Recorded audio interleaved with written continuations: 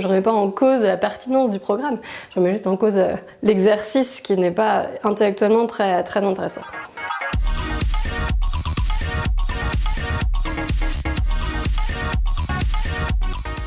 Oui, j'ai déjà été en burn-out, évidemment, quand on essaie d'avoir une carrière universitaire, un exercice médical, passer des thèses, avoir 2 enfants, franchement on se crame un peu le cerveau, donc je l'ai fait 2 fois, mais maintenant j'ai compris à quel moment ça pouvait arriver, donc je m'arrête juste avant. Oula, plutôt ENS, oui, CN, à ne jamais refaire. C'était pas du tout plus dur, c'était plus chiant. Ah, d'accord. Plus inintéressant. Donc le NS c'était des dissertes de 6 heures sur des programmes ouverts, donc en fait on pouvait lire ce qu'on voulait pour se former intellectuellement, avoir ses propres références, alors que le CN fallait apprendre un corpus par cœur qui était limité. Après évidemment c'est normal quand on est médecin d'avoir des passages obligés, donc je remets pas en cause la pertinence du programme, je remets juste en cause l'exercice qui n'est pas intellectuellement très intéressant.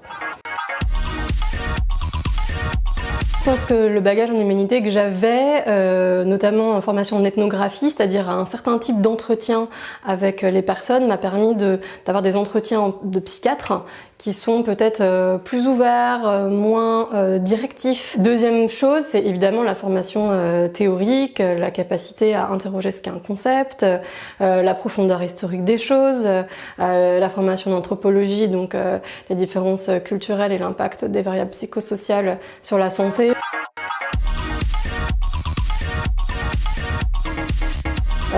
Pas tellement aux psychiatres, mais plutôt donc au grand public, mais aussi aux collègues médecins qui ne sont pas psychiatres de formation, pour les aider à avoir un argumentaire face à des patients qui souffriraient de troubles psychiques ou face à leur entourage et les amener aux soins.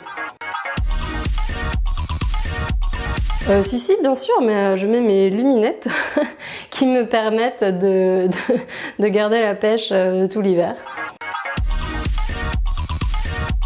Alors, je ne sais pas si c'est spécifiquement français ce que je vais dire ou pas. Ce qui se passe, c'est qu'il y a c'est tabou à énormément de niveaux en fait. Je pense qu'il y a une grande méconnaissance en fait et un manque d'information qui est flagrant, et donc à partir du moment où on ne comprend pas en fait ce qui se passe, et ben on saute sur des interprétations les plus, on va dire, intuitives ou les plus courantes, qui sont quand quelqu'un a un désordre émotionnel ou comportemental ou de la pensée, on pense que c'est de sa responsabilité parce qu'il a envie d'embêter le groupe en gros. À partir du moment où on pense que c'est volontaire, c'est impossible de penser qu'il y a un trouble ou une maladie, et donc après on rentre dans le cercle vicieux, du coup la psychiatrie sert à rien. Là, il y en a vraiment énormément, typiquement dans le livre on en a identifié 70. Je pense que ce qui m'énerve le plus, c'est de dire que ce serait une sensiblerie, que les troubles psychiques seraient une sensiblerie, ou que ce serait un caprice, ou que voilà, en gros que les maladies mentales n'existent pas, quoi. Alors moi je suis pas en guerre, donc je n'ai pas de cris de guerre. J'ai plutôt des cris de joie, mais pas de cris de guerre.